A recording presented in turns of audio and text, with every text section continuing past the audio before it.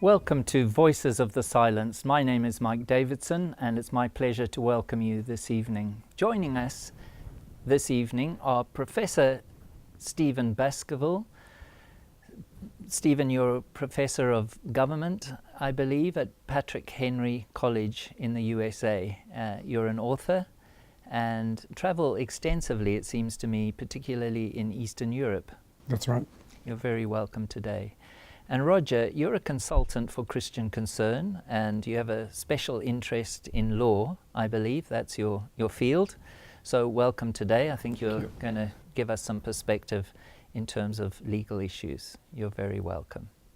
And Dr. Carys Moseley, you're also a consultant for Christian Concern. Yes. I think you've done work in social policy. Yeah. What else do you do? I think you're a theologian as well, Yes, I am, ethical Yes. studies and Yes. approaches to life. Yes. Anything else that I've missed? No, that's what's relevant for today. Yeah. Well, thank you so much for joining us.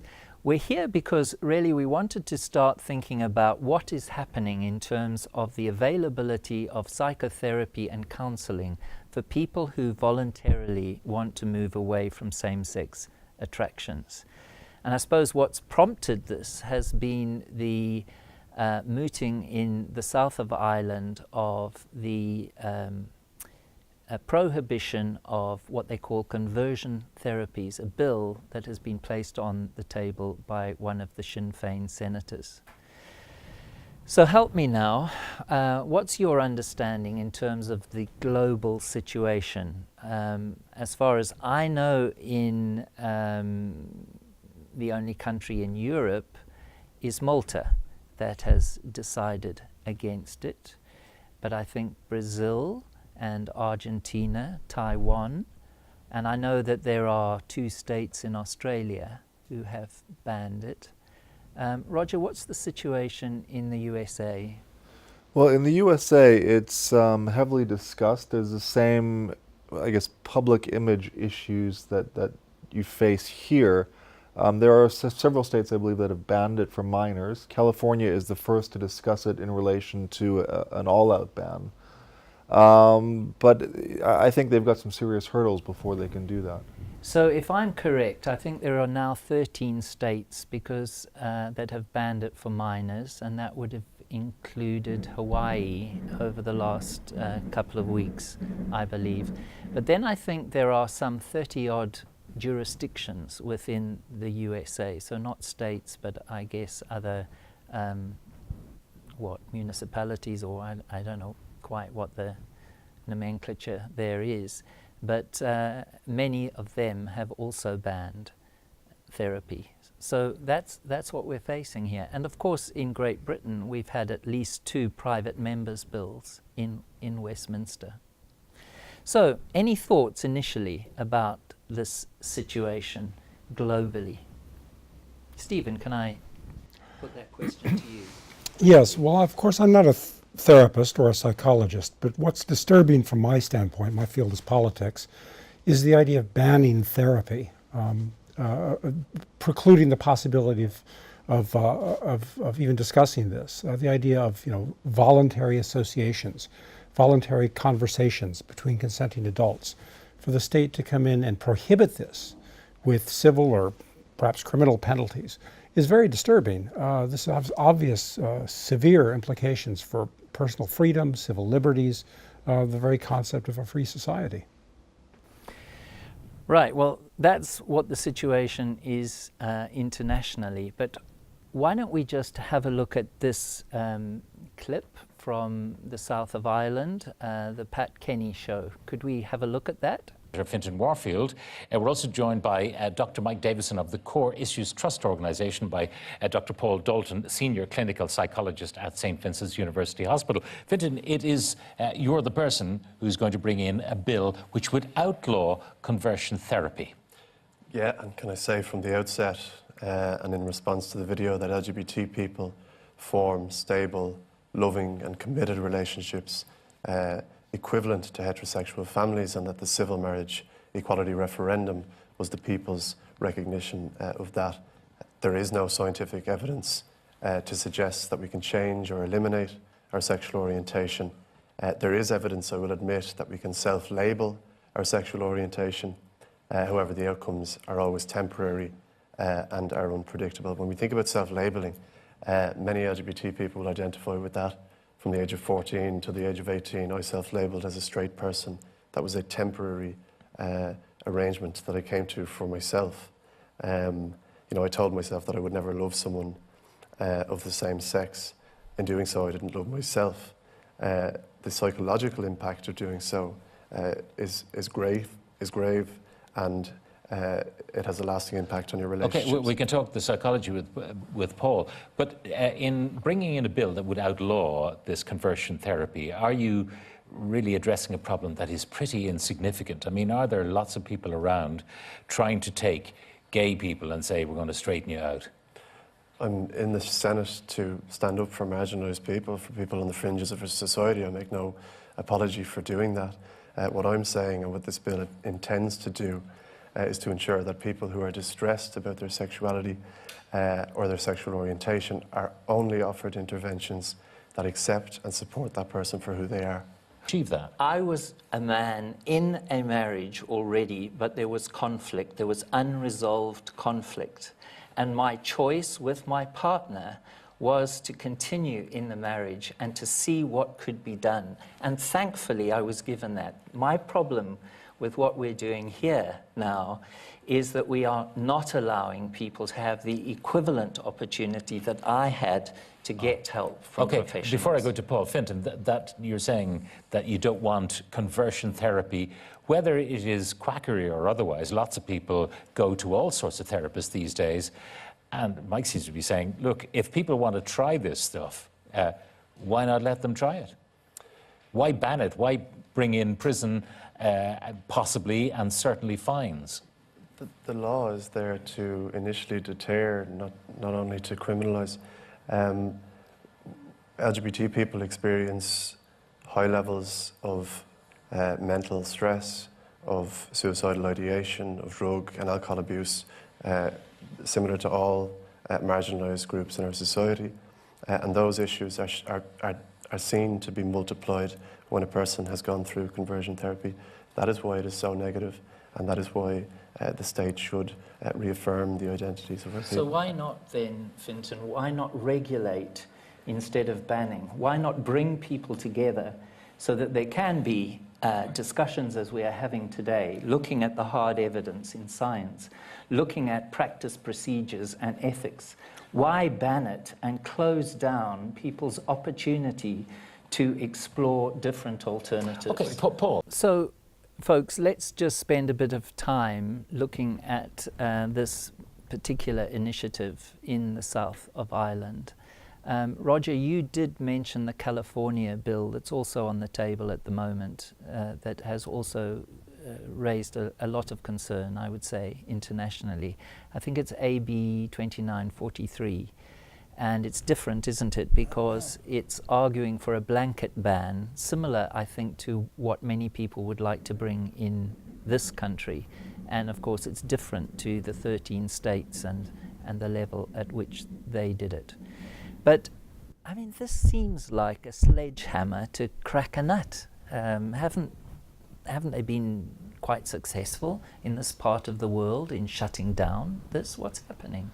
Yeah, I do think there's a level of unprecedented hysteria going on in relation to this, and I think the questions in the clip were accurate. Why would there be a ban when you can regulate? Now, there's going to be bad therapists in any area of therapy, but there are going to be people who genuinely desire to have this treatment. Those who are married and want to stay faithful to their spouse, raise their children. Those who are clergy people who want to remain celibate and keep their vows. People who are religious, Christians, who want to live out their biblical faith. There are valid reasons to want to move away from same-sex attractions. They should be able to get the help they desire. If you look at other areas, gender mainstreaming, for example, there are schools in the UK, all over the UK, who, if a child comes gender confused, even at the youngest of ages, they will be told, wear a dress to school if you're a boy, identify as you want, whatever you're comfortable with. And we don't take issue with that. If someone is coming to a therapist and says, I have same-sex attractions, they may be encouraged to, quote unquote, come out of the closet. So why is this any different? Why are people who could legitimately seek treatment being denied that possibility? And do you have a view before I ask the same question of Stephen and Carys? I think it's political correctness run amok. So much of the LGBT lobby is based on a meta-narrative, and part of that meta-narrative is that you're born this way, the famous Lady Gaga song, but Lady Gaga is not a scientist. That's not correct, and I think we need to disavow that through science, through policy, and the law should be following policy and not popular culture on this. Okay. Stephen, I should have mentioned that you, of course, are the author of an important book, The New Politics of Sex, and what is encouraging to me in this is that you kind of offer a perspective that looks at things globally in a much more joined up way. So I'm very interested to know what your take is in terms of how these bans and these specific initiatives are figuring into the whole context of sexual politics. Yes, this is very much a part of a pattern, which I do explore in the book. One of them is, as Roger says, there's a meta-narrative, or what I call an ideology. There's an ideological coherence in the sexual revolution that's been developed in the last several decades. Sexuality is now rocketed to the very front of the public agenda. It's more than anything, I think, on the cutting edge of the ideological vanguard of our politics. And there is an ideological element that ties together not only this issue, but many others. The recent Irish referendum on abortion, issues like the Me Too and the sexual harassment accusations, same-sex marriage. All of these things are tied together as part of an ideological agenda. And this is very much part of that. There's many different fronts on this which people see as disparate. They see it as disconnected. My argument in the book is that these things are all fit together. They're pushing very hard on a number of fronts to promote sexual freedom. That's one part of it. But the corollary to that, and this is another theme of the book, is that the push for sexual freedom almost always has a corollary of some kind of authoritarian government measures. In this case, intrusive, invasive measures to prohibit conversations, private associations between And where is people. that going, that intrusiveness? It's going in very disturbing places indeed, I think. It's, you can see this in a number of ways. We say, for example, the hookup culture that we see in universities nowadays, where pushing for unlimited sexual freedom among students. The corollary to that is then rape accusations the next morning when the relationship goes sour. Divorce on demand was pushed for many years and continues to be pushed as a basic freedom, that you have a right to divorce. But in fact, if you look in the divorce courts in many countries, very authoritarian practices take place.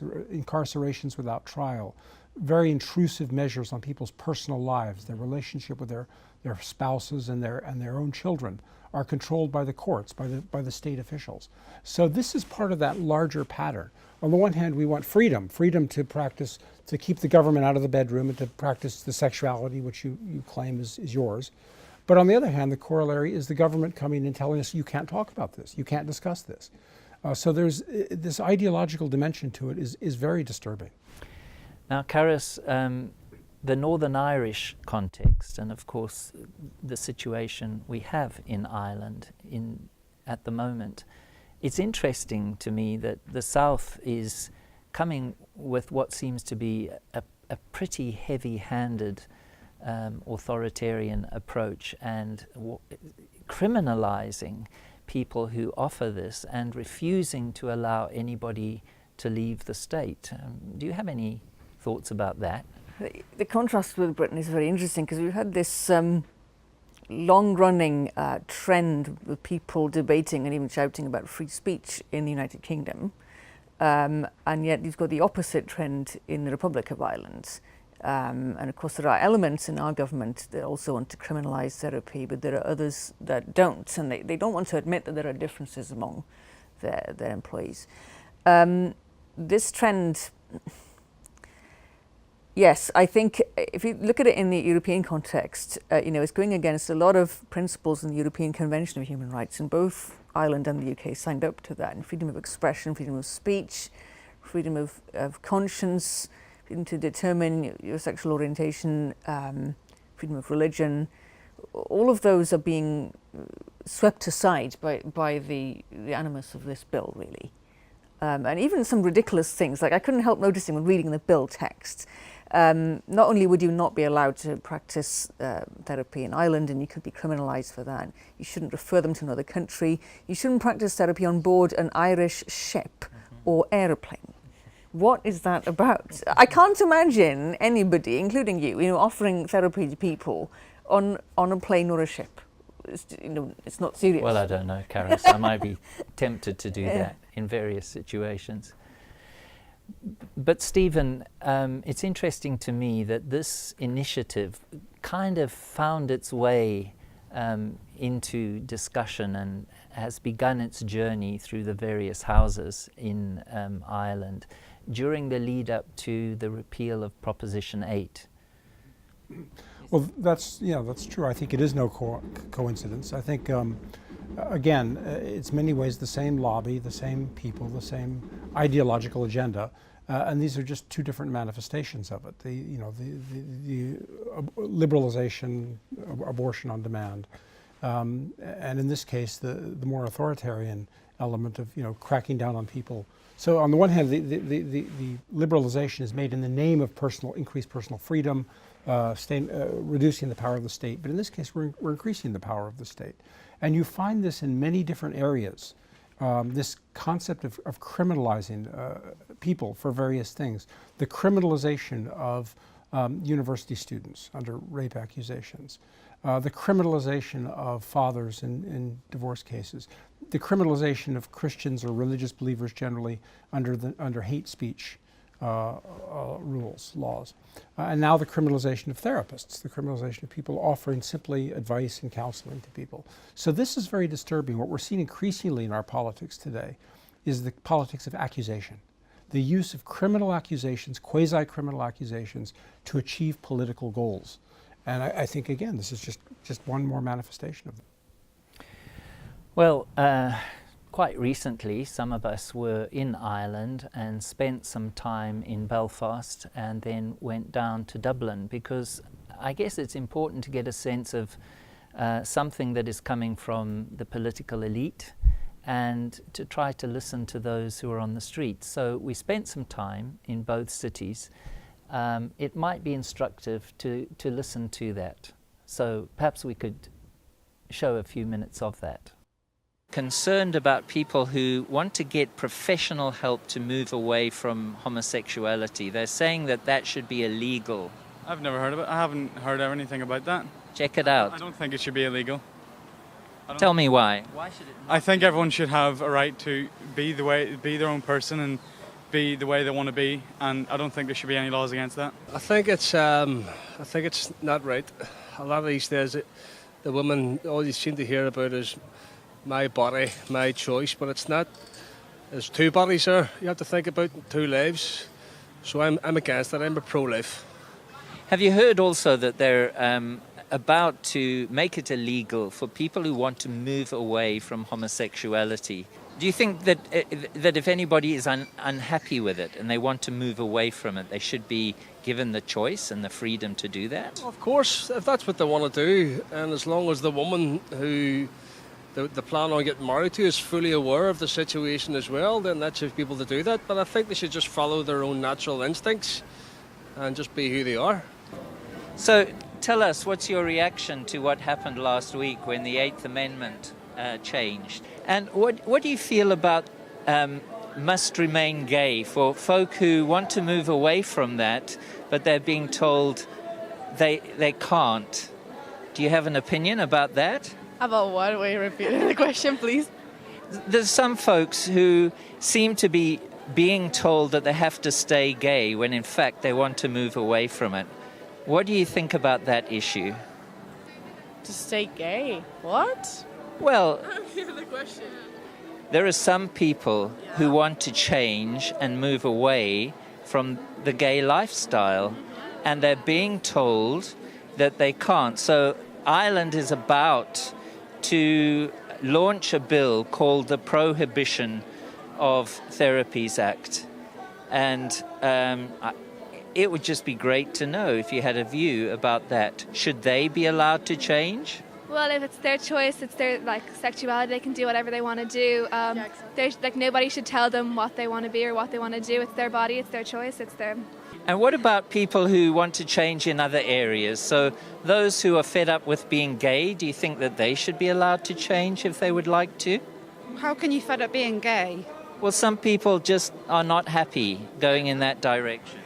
So I don't know what you're asking, really. So I'm asking, should they be allowed to go in another direction? Because the Parliament here has put on the table legislation that is saying that it will be illegal to offer therapy to help them to do that. And I'm asking, is that a good idea? No. People should be allowed to do what they feel is right for themselves, and it's nobody else's business at the end of the day, is it? So for you, it's a matter of choice again in terms... Completely, yeah. People's choice. You can't stop people from doing and being what they want to be, can you, really? Well, again, it's the homosexuals' right to, try to, do whatever they want with their own mind. So you'd see it as a similar thing, a matter of choice? Sure, yeah. I just feel that, we shouldn't be killing babies.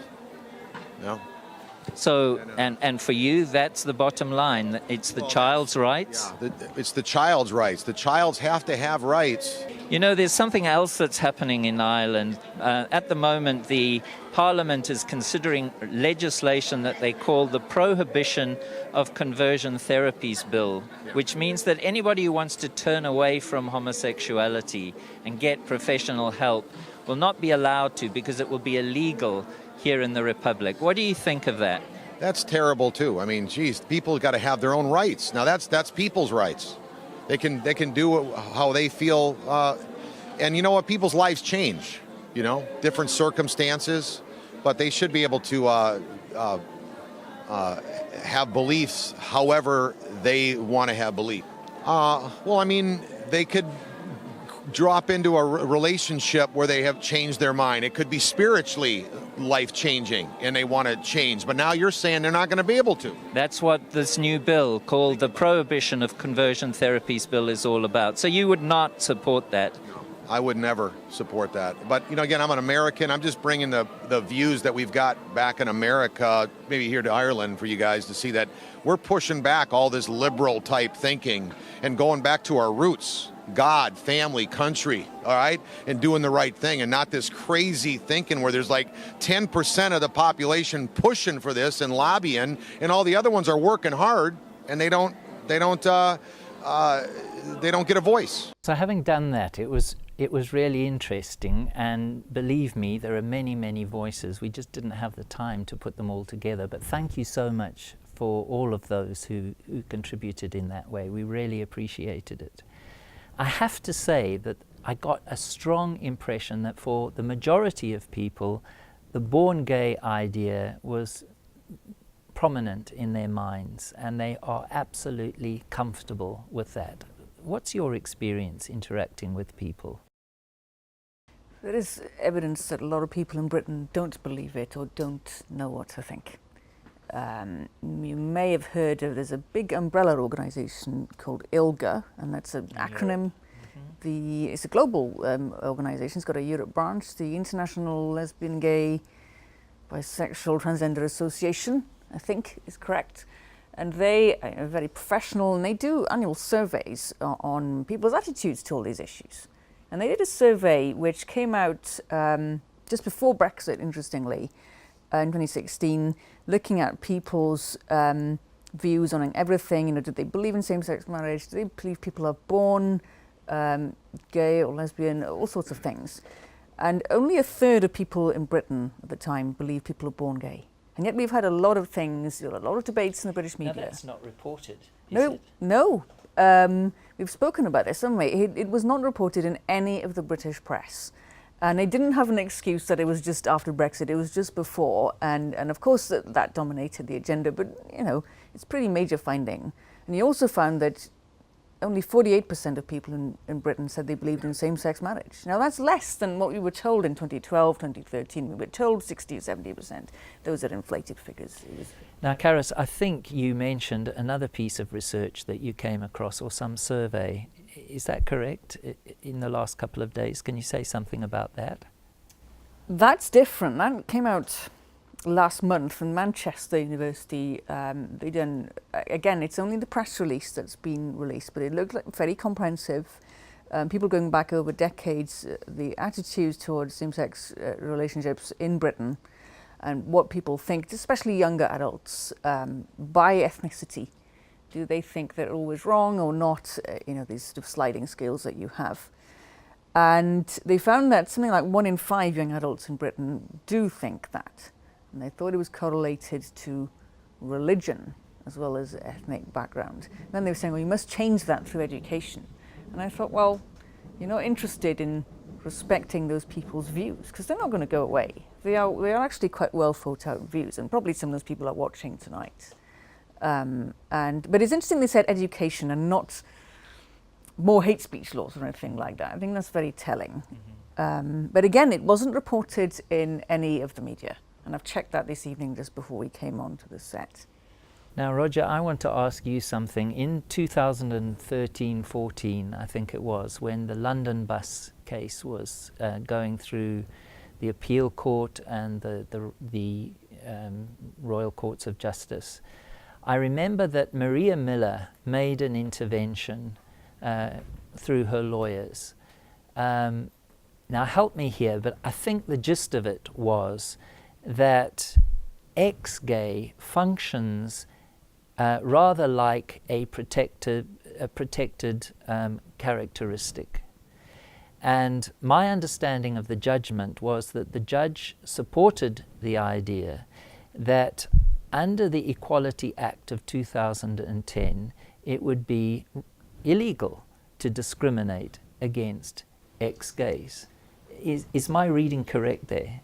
Your reading is correct. This is UK is a common law country, and so law is made through the courts in certain precedent-setting cases. This was one of those cases where the claim was that you have different sexual orientations. Sexual orientation is a protected characteristic under the Equality Act.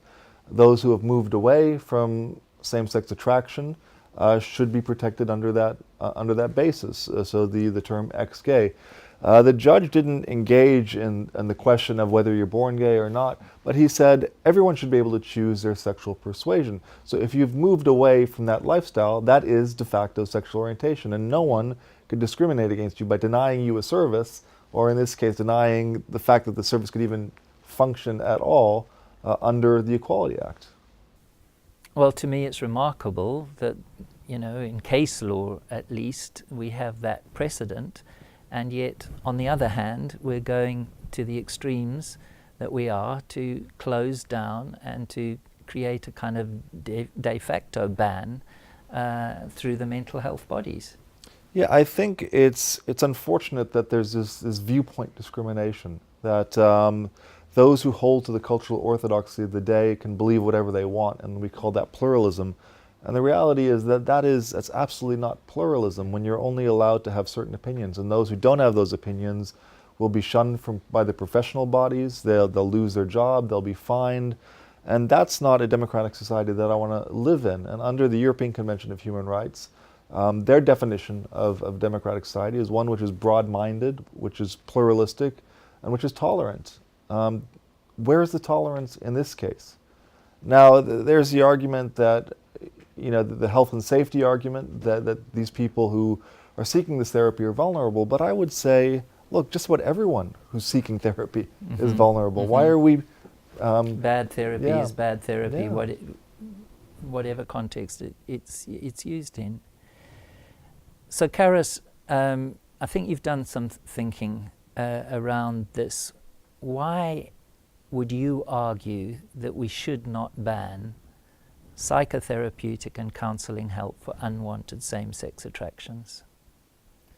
I know you've a list, and we won't be able to go through all 10, but tell us broadly what they are And then there's a couple of them I think we should focus in on.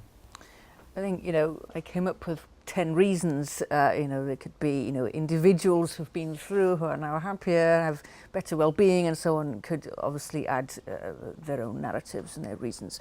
But at the top is that I think from the point of view of those who were seeking with therapy, broadly happy what they had, they would turn around and say to deny therapy to them would be anti-heterosexual. Now that's a term you don't use, and it might sound like a very strong term. I'll come to it in a minute. Also, because the Memorandum of Understanding of many of the British mental health bodies concentrates on that and gender identity, it's got to do with, it's really criminalising people's rights to have a therapy that helps set a goal for them to live in harmony with their biological sex, with their body. And sex is a protected characteristic, under the Equality Act, and it's in the Human Rights Act. So it's a very serious matter for people of any age. And so those are the objective facts. We're thinking about the human body is either male or female, and how it's, we as Christians believe it's created, but even those who don't can see that it's fitting to heterosexual behavior and obviously natural procreation. And most people, when they say they want children through natural procreation. And that is actually, as you know, a big motivator for people to leave a gay lifestyle. So help me here. When you say that such a ban is anti-heterosexual, just tell me again, what's the essence of your argument there? How I came to think about that term is,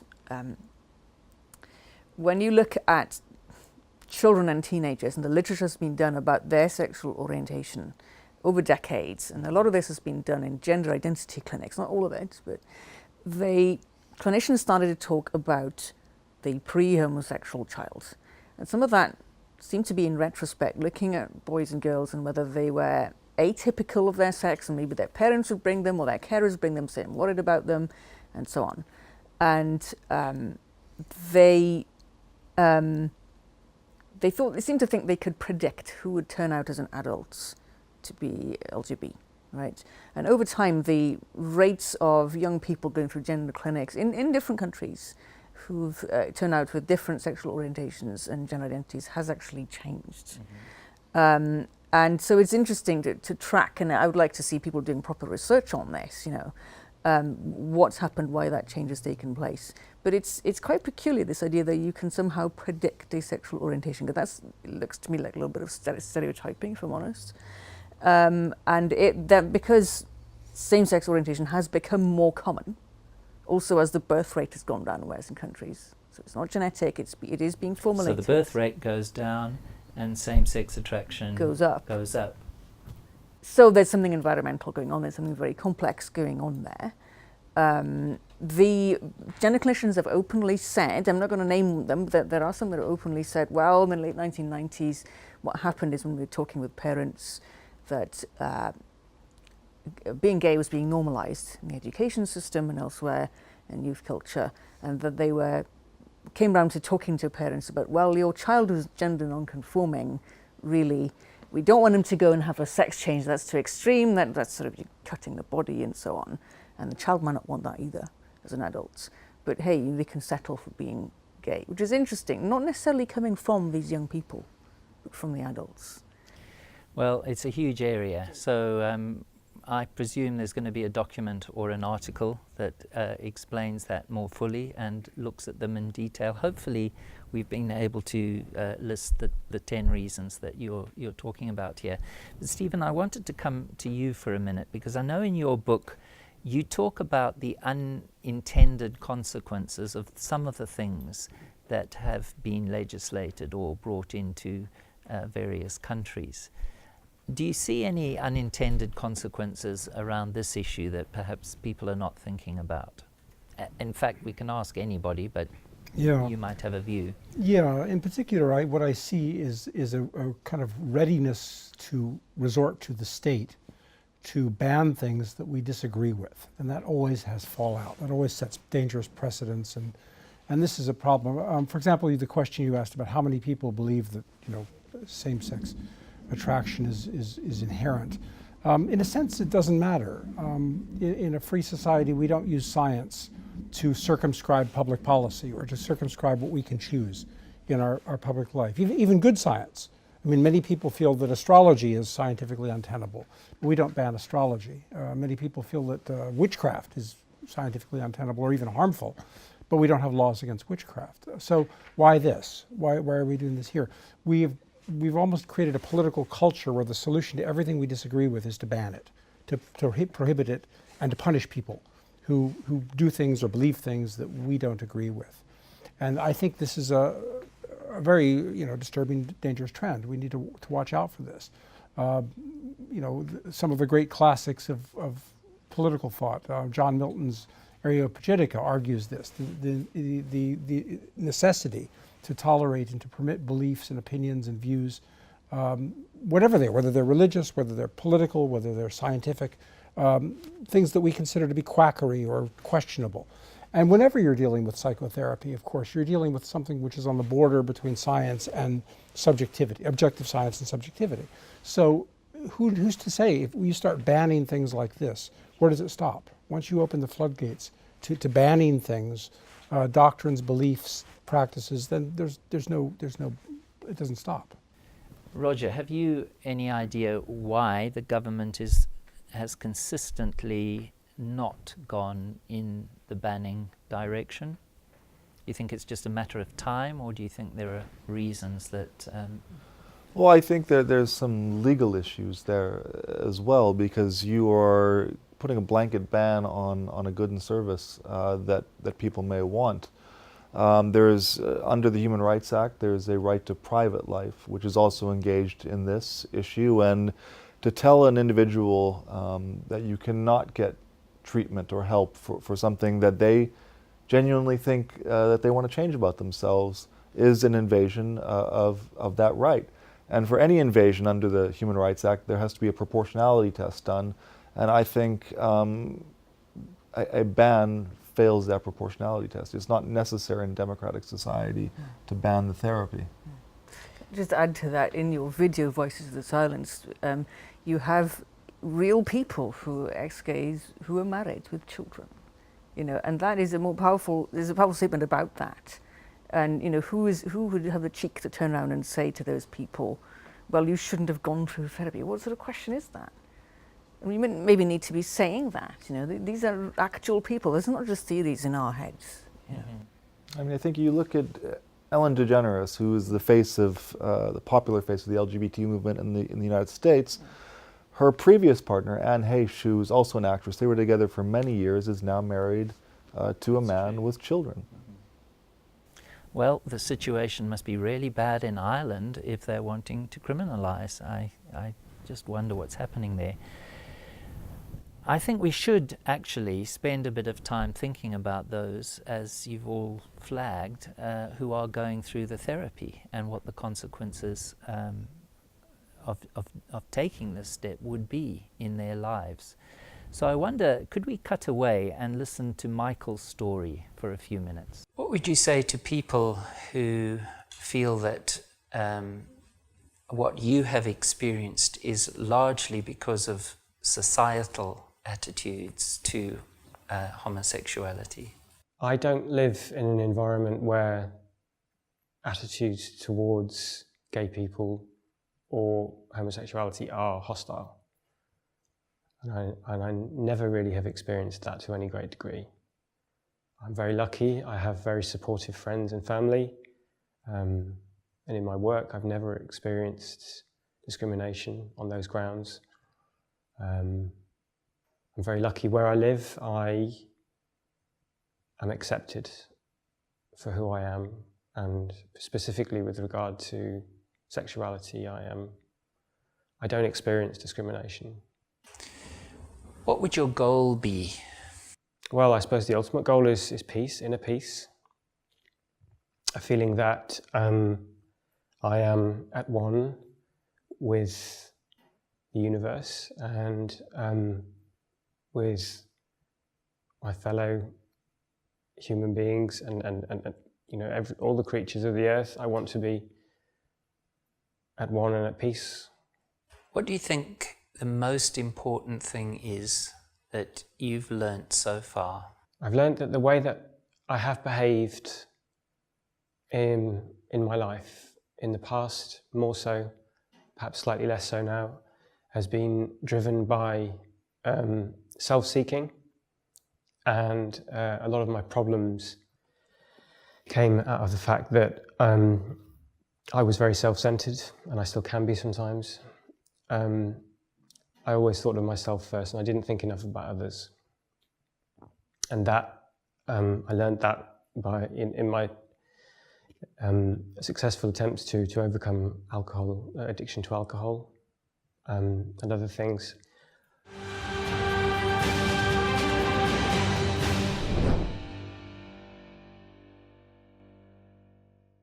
Listen to what Michael has written. He identifies as spiritual but non-religious. He's a Cambridge graduate and a media consultancy director, about 40 years of age. This is what he said. Having sought in vain to find happiness in gay-affirming society and active gay life over the course of 20 years, I finally discovered the truth about myself and deeply satisfying alternative solutions to my relational and life problems. This was by working with a Core Issues Trust therapist for about 2 years, who helped me to move away from inauthentic, unhealthy and destructive homosexual relationships towards infinitely more fulfilling and meaningful relationships that are leading to lasting happiness and profound spiritual growth. I believe I was born a heterosexual man and do not identify with gay culture, and I don't want to engage in gay life anymore.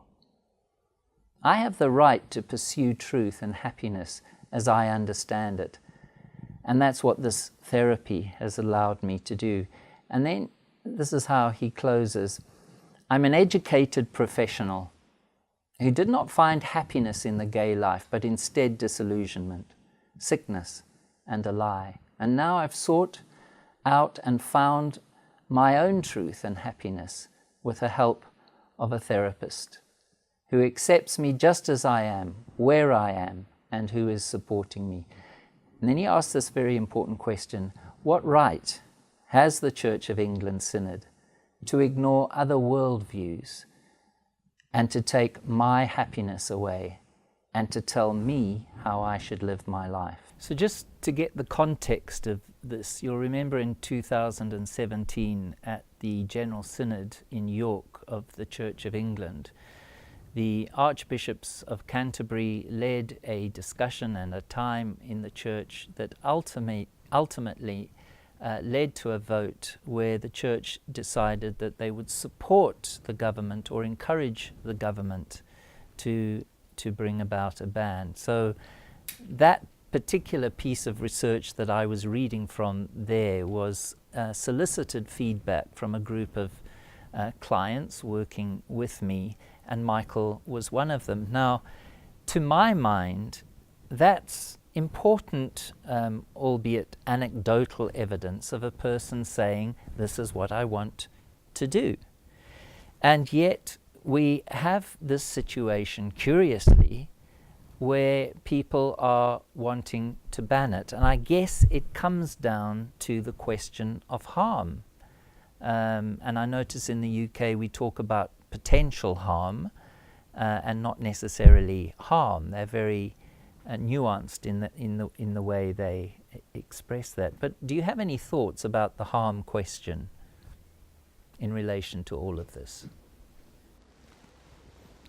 Well, this is something that's very difficult to assess. I mean, making people uncomfortable or sometimes making people face their own internal contradictions or the problems. And this is part of ethics. It's part of religion. It's part of political theory. I mean, the role of churches, for example, in a free society has often been to tell rulers and the rest of us when we're doing something wrong, when we're doing something unethical.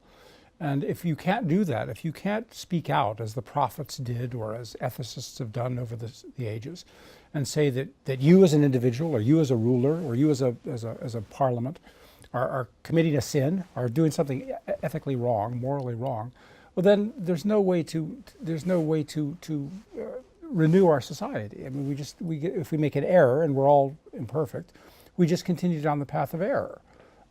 So to say that you're harming people because you're making them think, or making them outside their comfort zone, or face their demons, or face the reality, this is part of being an adult. It's part of being a mature person, and it's part of having an ethical and a free society. So Roger, from a kind of legal point of view, what does the law look for in terms of quantifying harm? I mean, when does the law act and say, well, now we ban it? Is there some kind of criteria that...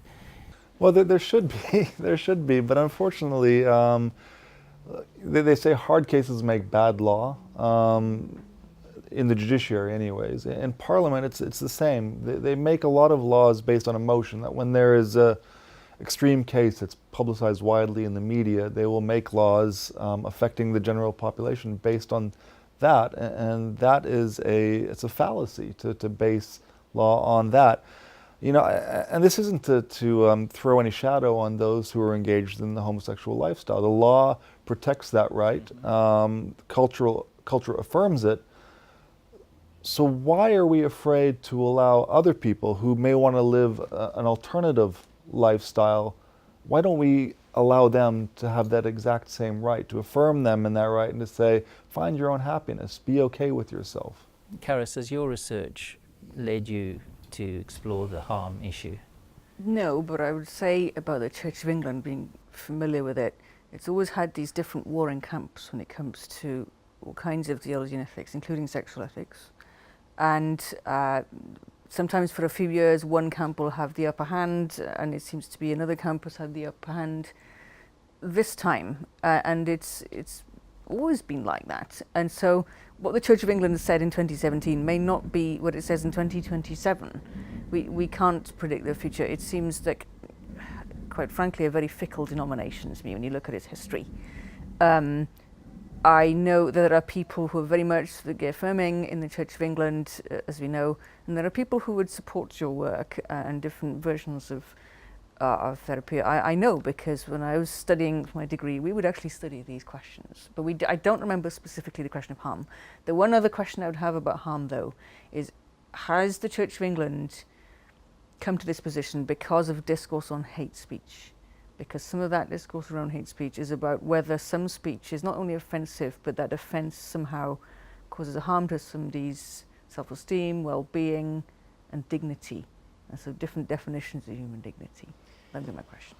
Thank you. I was interested to speak to Dermot O'Callaghan and Dr. Peter May. They've done some work on the question of harm, and I think they have looked closely at some of the international scholarship around harm. Listen to this. Now, am I correct? I think it was Scott Lilienfeld who was cited fairly extensively in the 2009 APA document that looked very closely at this whole question. What did you find when you read that information yourself? Yes, he wrote a very influential paper about therapies that can cause harm. And I read the paper, and he has two lists of therapies, a worse list and a not so bad list in terms of risk. Reparative therapy or conversion therapy or any of the names you want to give is not on either list. It just doesn't feature in his understanding of dangerous therapies. Now, Peter, you practiced as a medic, as a GP for many years. Do you have thoughts about this whole question of harm when it comes to? Well, you see, I think this talk about conversion therapy is shock tactics. It's wanting people to think of drugs that make you vomit, of electric shock therapy. So there's a kind of association between old school aversion therapy and shock therapy and this term conversion therapy. Yes, it's riding on the back of that to make people think, oh, conversion therapy, that's gross, isn't it? And I think what was going on 50 years ago was gross. But it bears no relationship at all to people like us sitting down and talking through the issues of why I have the desires I have and how I should handle them and how I should direct them and how I should behave in the meantime. But it seems to me, overall, there's again another assumption in all of this that relates to this idea that once you have experienced homosexual relationships in some way, that's who you are. And moving out of that is therefore impossible, and it's inauthentic to do so. One of the problems we have in all this is that the science in so many areas here is not catching up with itself. Now there's this old science view, which I was taught at medical school, that when you reach the age of 20, your brain is fixed and set for life. All it can do then is deteriorate. And so it's a downhill run all the way. That's completely transformed. Now we know that the brain pathways are still being set down until your mid-20s. And even then, new connections can open up and develop. So even this week, I've read people are discussing whether people who are chronically depressed, their brains have changed into a chronic Eeyore mentality, where they look at the negative side of everything. Those are the connections that are made. So give me any piece of news and I make the negative connections about it, and I remain chronically depressed. Now brains, this is the good news that neuroscientists are finding, is that their brains themselves can physically change. New connections can be made, but of course it doesn't happen overnight. It's certainly not done with a switch, and there's a gradual transition which requires a lot of motivation. This is what cognitive behavioral therapy is about. You think about the good things, you close your mind off to the things that distress you, and gradually your emotions follow suit. So we're really in need of much more information around brain plasticity and the whole neuroscience Absolutely. input. To me, that's interesting.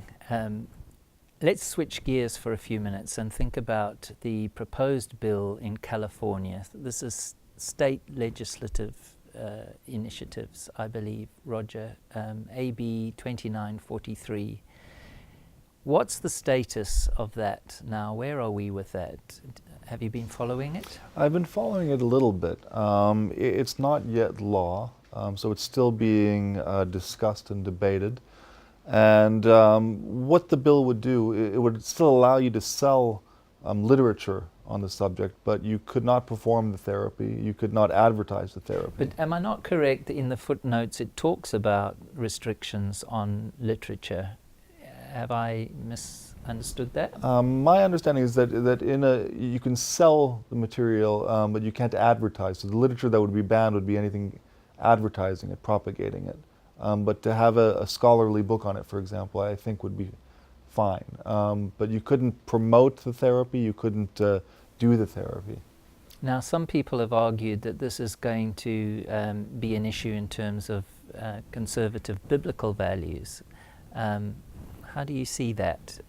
Is biblical knowledge and the proclamation of the gospel an issue? I think that, I do think it is an issue, because just like here in the UK and throughout Europe, freedom of religion is a protected right, not just under the Equality Act here, but under the Human Rights Act. In the US, it's the First Amendment. So you have a right to live out your faith, and if part of that is that you've had, for example, a transformational conversion to Christianity, and you want to live it out to its fullest, including living out a life in connection with biblical teaching on sexuality, that being that the place of sex is within marriage between a man and a woman, then to tell you that you can't have that is a breach of, in the US and California, the First Amendment, here of the Human Rights Act. So it does certainly engage some serious rights issues. So, Carys, if these initiatives are successful and a ban comes in, what's next on the horizon? Have we figured that out? I think that's not being thought about. What will happen to those people, say in California, who do desire to see a therapist or a counsellor? They'll have to go out of state. Okay. Now in the US, you can do that. People move, don't they, from one state to the other. They've got 49 others to choose from. If this were happening in Ireland, it's an entire country. And so these people would be stuck in their own country. They might have to move somewhere else. And I'm being a bit of a drama queen here, but would they have to seek asylum?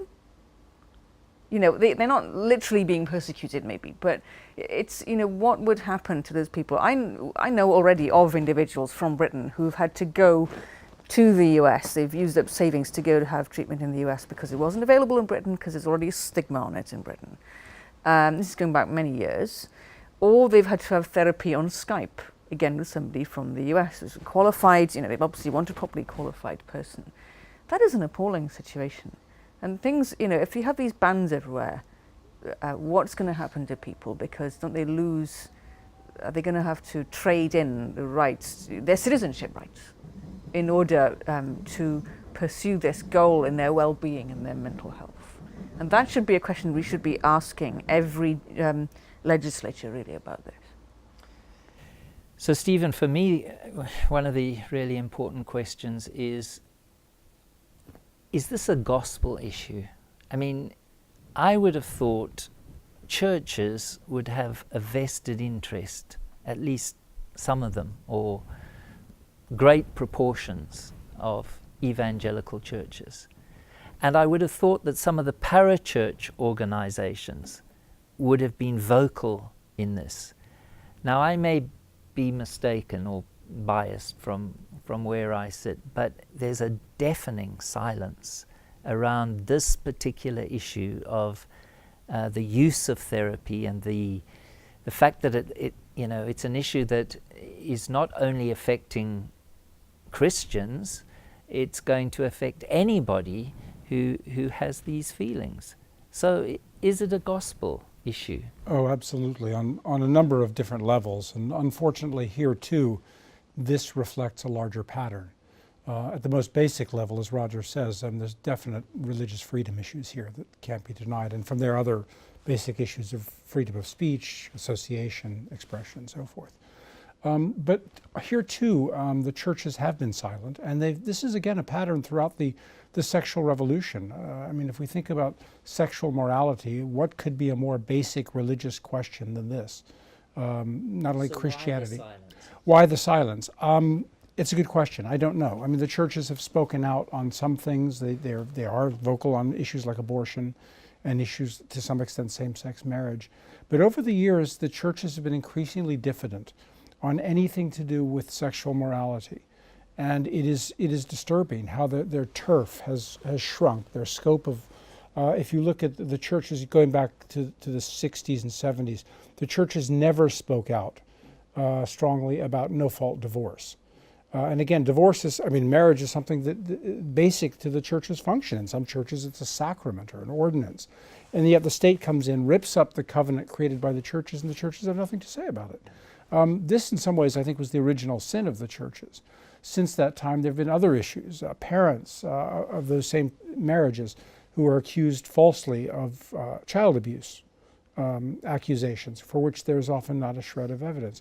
They go to the churches and they say, look, you married us, we're legal parents, yet we try to educate our children and we're accused of child abuse. Again, the churches often say nothing, they do nothing. And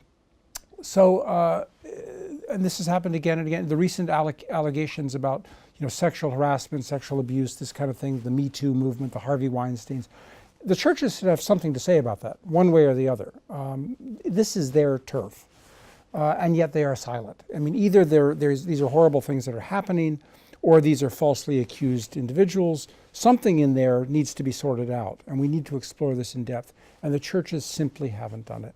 So the churches, and then they turn around and wonder why people are deserting the congregations, why the pews are empty, when they're kind of AWOL on some of the issues that have the most basic effect on people's daily lives, their marriages, their families, their children, and the churches are they say, well, we can help you find a lawyer. And basically, and this is sadly what's happened in many cases, the churches have deserted the family, the lawyers, the judges, the social workers, the gendarmes, if you like, have moved in and filled that gap, filled that vacuum.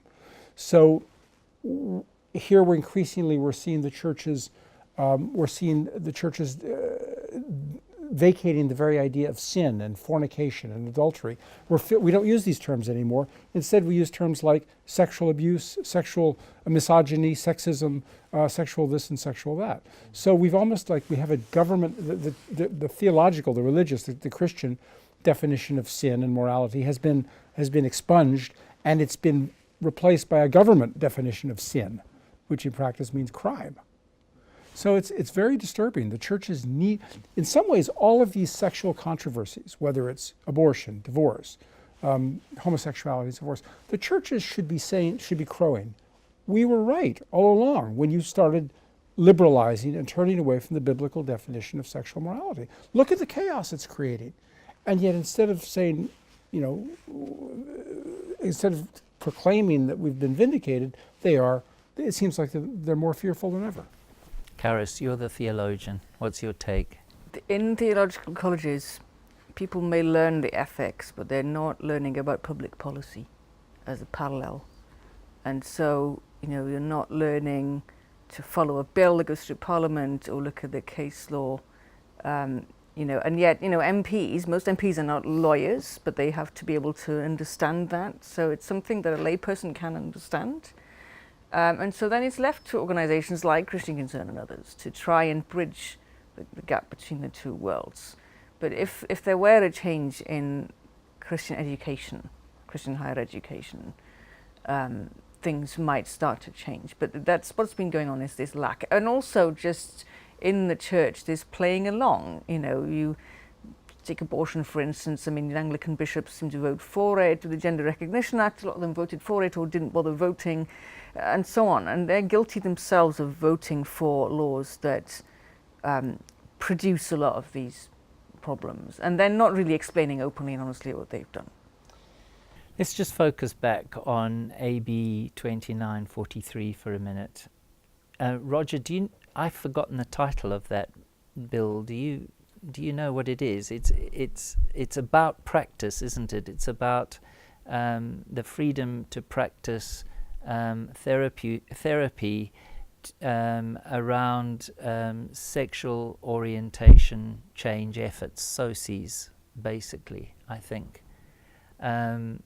And my understanding is that the claim is made that this is fraudulent activity, and therefore it should be banned. That's the claim. Again, under the basis, I'm assuming that you're born that way. That's a presupposition. I think we as humans have an innate abhorrence for victimization. So in 2018, for example, we don't tolerate slavery, not because it's illegal, but because it's morally abhorrent. It's the same with racism. We have a feeling culturally that someone who's racist doesn't deserve to be in the public square. And I think there's been a caricature about this type of therapy. This caricature, pray the gay away, or that somehow people are just descending from the streets and victimizing people, but that's not the reality here. And I don't think anyone has taken the time in the legislature or in the courts to look at what's actually being done through this therapy. If they did, I don't think that this would be an issue. It's just that they're so terrified of this caricature and speaking out against it because, my goodness, what will popular culture say about someone who wants to defend this? And that's not the way we should be doing law. It's an absurd notion. Well, let's listen again to some of the ex-gay voices. This is a clip from the US in association with this AB 2943 bill. Fraud. I'm a fraud. I'm a fraud. They think I'm a fraud. According to this bill, I'm a fraud. I want to talk to you today about my story of coming out of homosexuality. When you hear about my childhood, you hear about pain. And that's true of many people that find themselves with unwanted same-sex attractions. I grew up in a Christian home and became a Christian when I was about 11 years old. Pretty soon after that, I started developing unwanted same-sex attractions. I came out in my early 20s as a lesbian. I fully embraced that identity. I lived and loved being a lesbian. I felt like I had been born that way, really. It seemed to explain why I was the way I was. I grew up with same-sex attraction, but I didn't like the feeling. I wanted the feelings to go away. My identity, as far as I knew, was who God said I was, and that I was created male. But everything inside me seemed to tell me a different story. But I didn't know who to talk to or where to go with them. I just continued to move forward with my life. I got off into my career. It was just kind of weird because all of a sudden, like after I came to faith, I like really started to wrestle with it as if like, oh, I should probably address this now. I felt totally alone. Like I didn't feel like it was safe for me to say anything, so I didn't. I mean, I remember hearing a family member say that they were grateful for AIDS because it was God's punishment for gay people. So you don't have to be a rocket scientist to figure out that it's not going to be okay for you to say that you're having some unwanted same-sex attraction. I used to live the gay lifestyle. I was a broken man. As you get older, you find out who you really are. Reached out to my therapist that I went to as a young man and said, hey, I want to change my life. Can you help me? I want to leave the homosexual lifestyle. I don't want anything to do with this. It's so destructive. It's so harmful. And nobody talks about that. A 17-year-old boy approached me with what he called a word from the Lord. And what he said to me was a direct answer to something I had been praying about for years.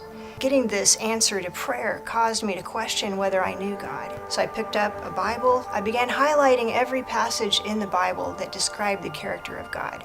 And I discovered this amazing God that was so beautiful, so excellent in every way, that I couldn't think of withholding myself from Him. I heard the Lord say to me in that still small voice, choose.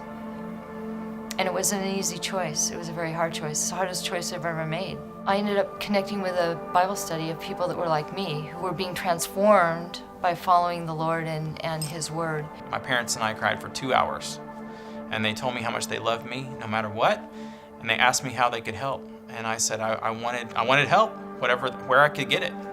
And they said, well, let's make some phone calls. They found a Christian counselor. I had no promise that I would ever change, but I had support from him and from my parents that I was loved and that I was safe. I'm more than just my sexuality. My identity is more than just who I'm attracted to, but my identity is that I am a Christian.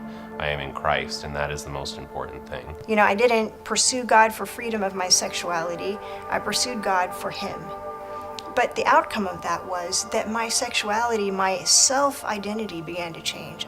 And really it wasn't too much longer after that, maybe within a year, that I began to develop affection for a man, which honestly was shocking. It was a little bit humiliating. I didn't believe that that was who I was.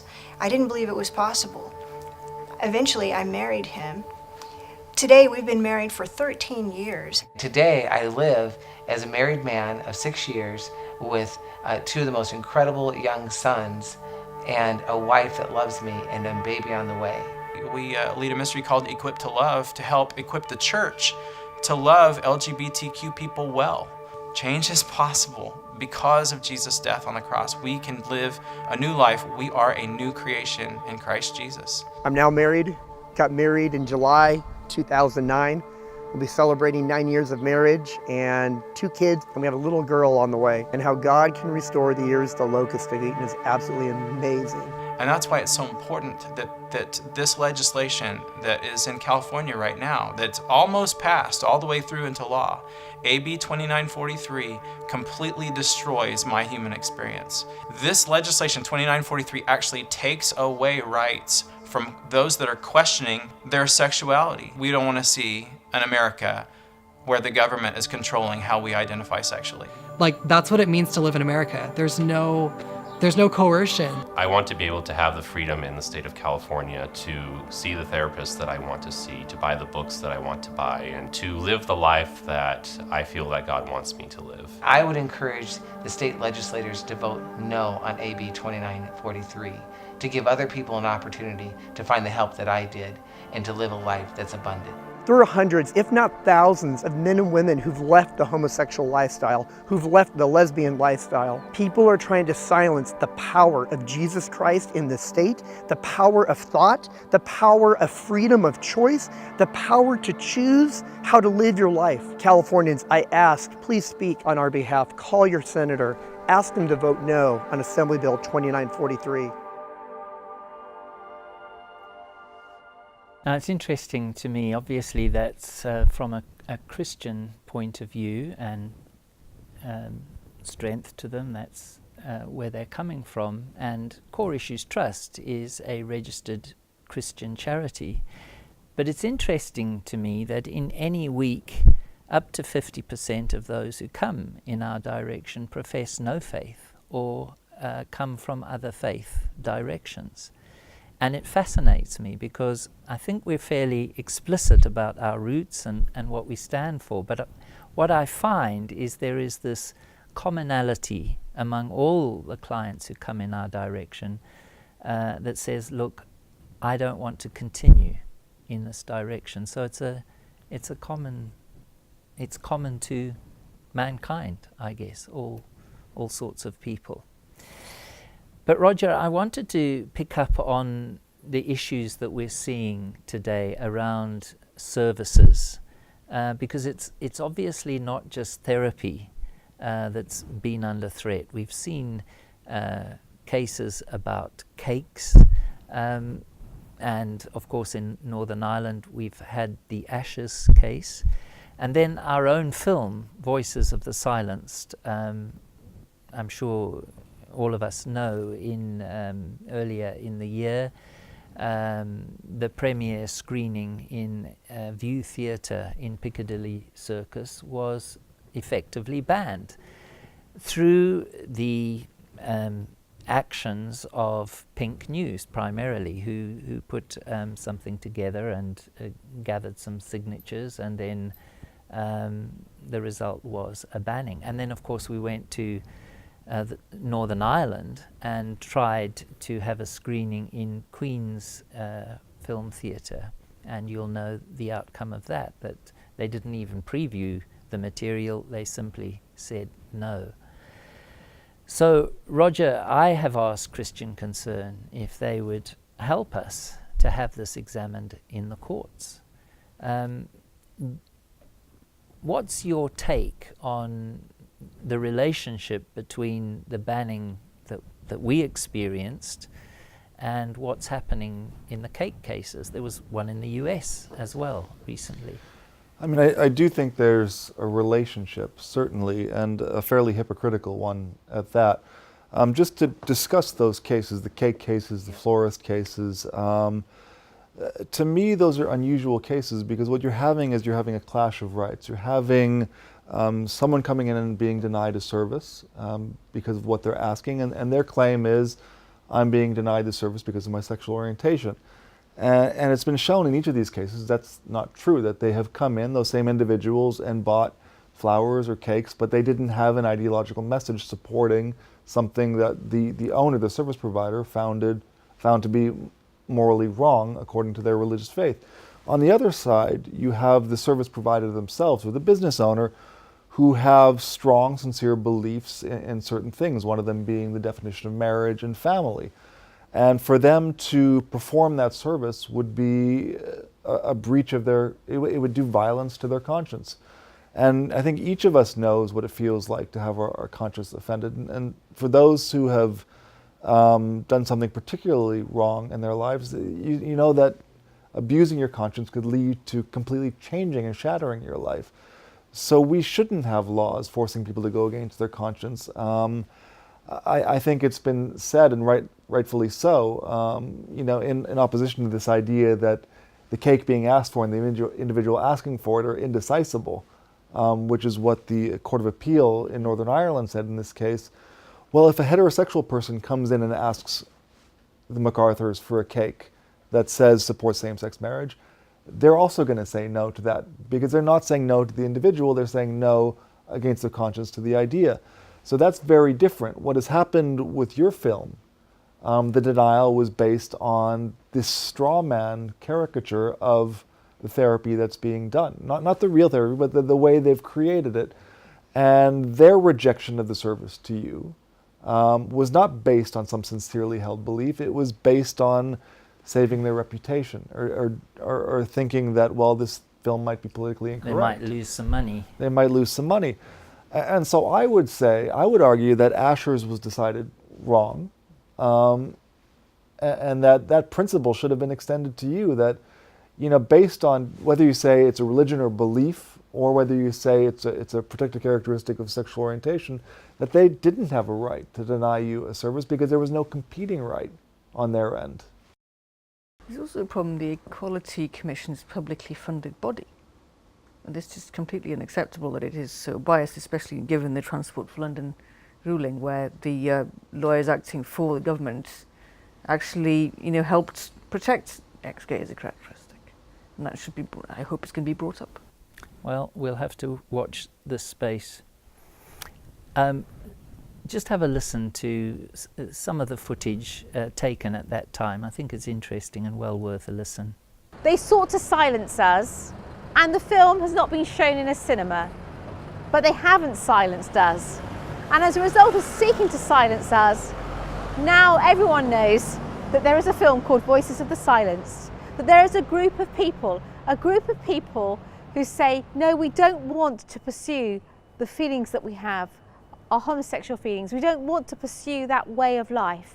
They want to choose to change. They want to choose to pursue something different. They should be free to do so. And that group of people is not going away, and their voice will be heard. We are not going away. We are here to stand for as long as it takes.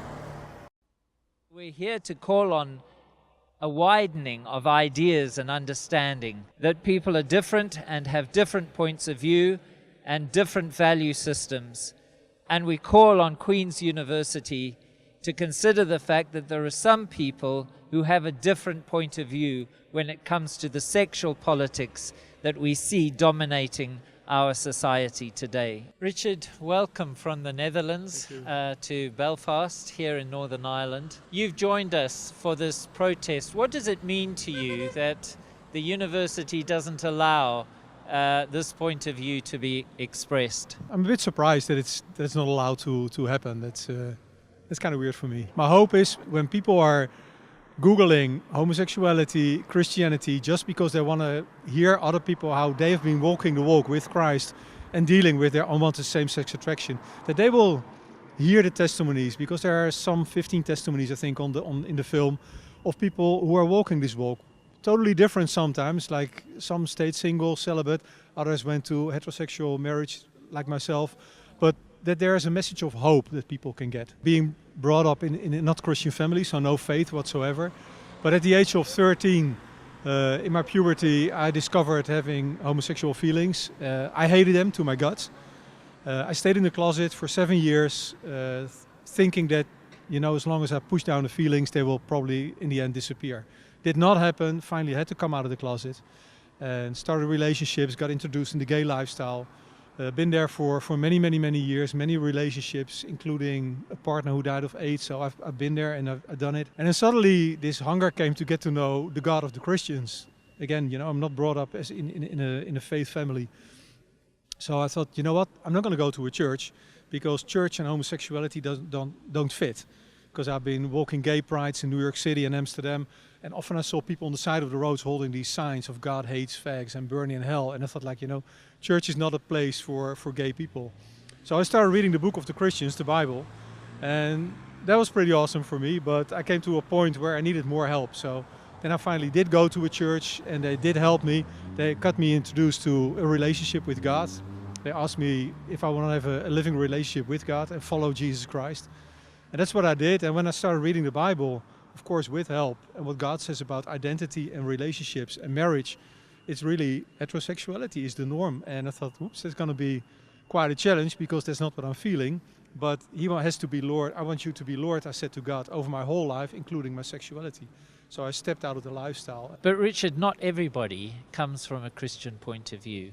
So does that mean the door for help in this area and moving away from homosexuality is closed to those people? I don't think so. For me, the biggest motivation of stepping out of this whole lifestyle was following Christ and believing what the Bible says. But then again, when I received pastoral aid, pastoral help, and we started looking like all kind of issues that happened in my upbringing, like the name calling and the pornography at a very young age, and a lot of rejection, especially by my dad, who loves me but doesn't really know how to express it. When I discovered all that, I saw like that was part of how I was broken. And maybe that has resulted in homosexual orientation. I don't know where it really comes from. But to receive help in that area and started growing and receiving healing as a human being, that helped a lot. So even outside of the faith, I think it's very, very well possible. What is happening here? We're here today protesting against the conference, the showing of a movie which is about reparative therapy, about telling LGBT people that they can change their sexual orientation to being heterosexual. We're opposed to these practices because they are harmful. They're internationally recognized as being harmful, not just by those in the LGBT community, but by every psychiatric association right across the world. We've seen from so many, particularly young people who've been through these therapies, that they do nothing but cause harm. They're directive therapies based on an idea that it is not okay to be gay, and they don't work. Okay, what are your views about people who actually do not want same-sex attraction and actually want this therapy? I've interviewed about 15 from the community who actually said this is what they want. What are your thoughts? Aren't you shutting their voices down? No, we in no way are trying to shut down their voices. If someone chooses not to have a same-sex relationship when they have same-sex attraction, then that is absolutely their choice. Where you face a difficulty is when you start telling someone that a therapy can help them change their sexual orientation. It can't. Someone can choose not to act on their same-sex attraction, but they can't actually change their same-sex attraction. We as an LGBT community say it's okay to be straight, it's okay to be gay. What this work does is say it's not okay to be gay, the only right way to be is to be straight. In a nutshell, do you want to explain what the solution is then? Is it that you shut down this kind of voices, or you kind of have a plain level ground like you just described where everybody can air their views?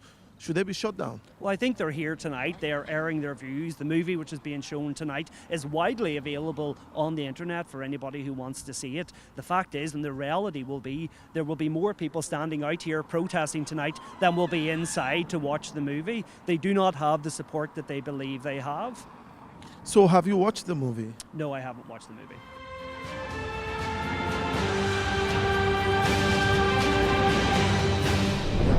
Roger, I just wanted to mention one more thing. I'd heard that there was a US Supreme Court ruling around one of the cases that sounded very positive in terms of the courts supporting Baker Phillips, I think his name was. Yes, yeah. Well, his last name is Phillips, Jack Phillips. He is a baker, though. Yeah, it was a positive ruling of the Supreme Court. It was a fairly narrow ruling in the sense that the ruling wasn't specifically dealing with whether you have a conscientious right to reject a service. It said that the Colorado Human Rights Commission acted with animus towards the religious faith of the baker in question, and that's why. But that's not untypical. The Supreme Court, as well as the European Court and all of these bigger courts, tend to, when they can, settle an issue narrowly and leave the wider issue open for the legislature to decide. So does that mean this doesn't really help us? I think it does help us. My understanding is that the Supreme Court, that members of the Supreme Court here have stated publicly that they feel like Asher's was decided incorrectly. One of them, and I won't name who they were, during a lecture had made the argument I made earlier that she is a heterosexual woman going in and asking for a cake which said support same-sex marriage would have been rejected the cake as well. So I think it's a developing area, and I think it's one of these issues where we've reached a threshold in culture where we say, people in culture can say, okay, everyone should be equal and we should love our neighbor, but when it comes to forcing others to celebrate a lifestyle that they oppose, I think that's where the threshold stops. And I guess what I'd like us now to do as we begin to wrap this up is to perhaps go round and just summarize what your sense is around this area, where your particular concerns.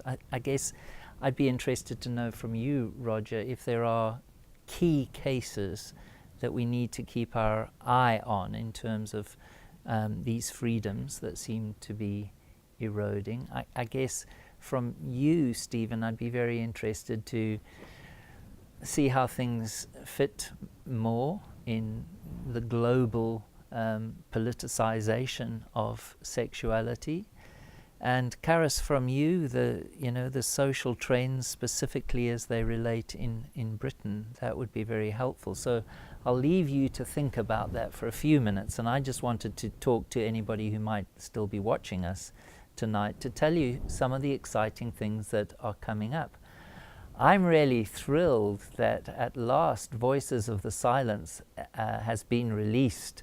I paid the bill today, so I know the DVDs are in the process of being delivered, and they're being delivered in 12 languages. So 12 translation teams in different world areas have been working on this and have come up with a fully translated version of the film. So I'm thrilled and thankful to all of those who have enabled that through giving, through their prayers, and through their support. It's not a perfect film, but it's a good effort, I think, to explain and examine some of the issues. The other thing I wanted to mention to you is that we're on our way to Jerusalem on the 16th. We'll be spending time at GAFCON. GAFCON, for those of you who don't know, is really the global south. This is the Anglican Church outside of England who would expressly have a more conservative view around human sexuality. Everybody who attends will have signed the Jerusalem Declaration. And the position really is different from what one would experience here in Lambeth circles. So pray for us and think about us. We'll be promoting the film. We get to meet a Messianic Jewish group who do very much the same kind of work that we do. We'll also meet and interview some of the Orthodox and Jewish Orthodox folk who are similarly concerned about what is happening in Israel. So I'd covet your prayers and thank you for your interest in our work in these areas. So, Carys, to summarize, where are you with all of this tonight? I think it's important to develop the reasons why people should be allowed to access therapy, because there are many good reasons. And I'm certainly going to be writing more about that and thinking about how to do it. And it's very interesting that so many of your clients don't have a faith background. And obviously the way I've been trying to articulate the reasons, many of them would be accessible to them as well. I think that's very important in terms of freedom of expression and speech, because it's a bit of an unpredictable area. But also to try and persuade those of faith, those of Christians, that it is an important area. It's obviously much easier if you know people involved. But I think people should be aware that the welfare of and people's welfare and hopes and goals in life are at stake here.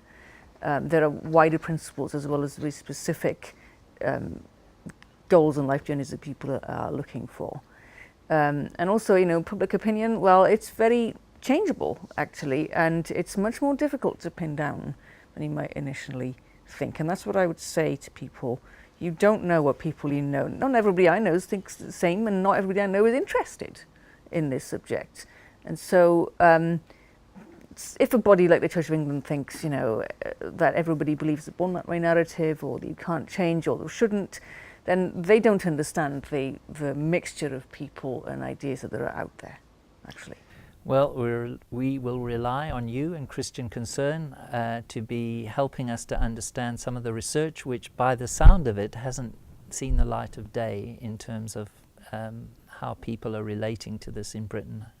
That seems very important. And thank you so much, Carys, for what you do and what you write. Roger.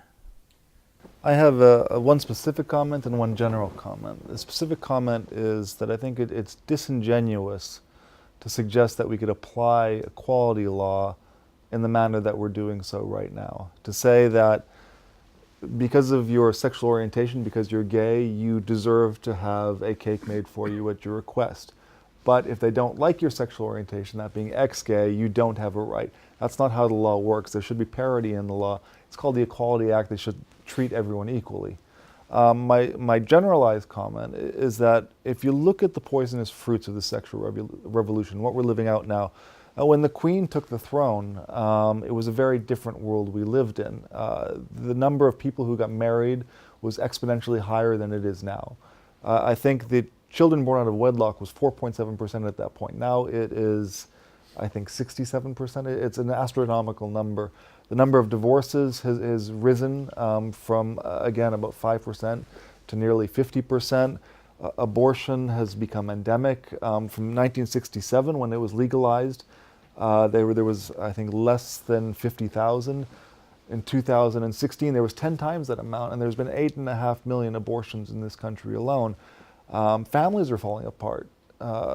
Since the Children's Act, 150% more children are being taken into care than they had previously. So we have a failing family culture. It's the duty of government, I would say, to fix it, to create a healthy marriage culture. And one of the ways of doing that is not to tell people with unwanted same-sex attractions, hey, you can't access this therapy. If you want to be a faithful husband and raise your family, sorry. That's not the way to fix it. And I think we can do better than that as a society.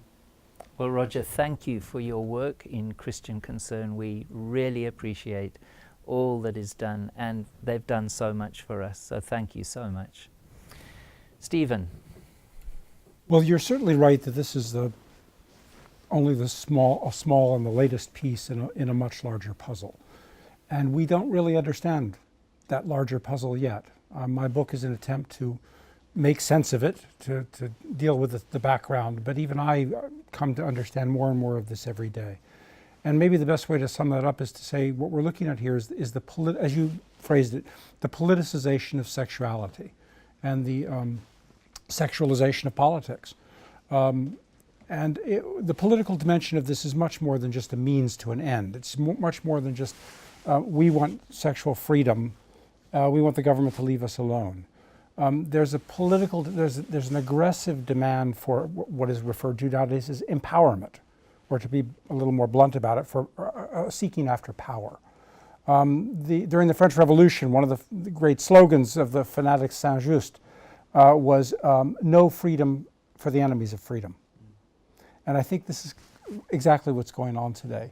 Those who have claimed with some justification that they've been the victims of government oppression in the past are turning around and seizing the reins of government. They are inflicting the oppression on others. And we need to be, this has happened before, this is nothing new, but we need to be vigilant about this. And we need to pay attention to what, the larger picture that's going on here. And the use of it's our government, they're our courts, our social workers. We have a right and a duty to pay attention to what they're doing with it. If I could just add one more thing that keeps coming up about the religious dimension of this, which is quite fascinating in my view. As you say, many of the people who've experienced this, your organization, are Christians and come at this from a Christian point of view, yet it's not, of course, limited to Christians.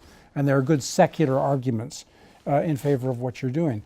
But it's striking as a student myself of the history of religion and Christianity, as a scholar in a Christian institution, and as myself a Christian, the more I see it, the more I realize that Christianity, Judeo-Christianity, has a unique approach to sexuality, which it doesn't share with any other religion or lifestyle. I won't go into the details about this, I just urge people to explore it. But it's different than that of other religions like Islam, Buddhism, Hinduism. It's different than that of secular ideologies like communism, fascism, and the new sexual ideology that is now emerging in the world. So what we're really seeing here is kind of a global clash of religion/ideologies. Since the fall of communism in 1989, all these different views, secular ideologies, different religions, have come in to fill that void, and they are still jockeying for position. And the battleground in so much of this, between both the secularists and the religious believers, is sexuality. So we need to pay more attention to this. We need to put this, it's not a peripheral or marginal issue in the politics of our civilization. It's increasingly becoming central, and we need to keep an eye on it. So I want to recommend Stephen's book. Please get it. It's an important contribution. Thank you so much, Stephen, for being here today and for giving your time, and to each of you. Professor Stephen Baskerville, Roger Kiska, and Carys Moseley, thank you and God bless you tonight. And good night. Thank you if you've been with us for these, for the hour and a half.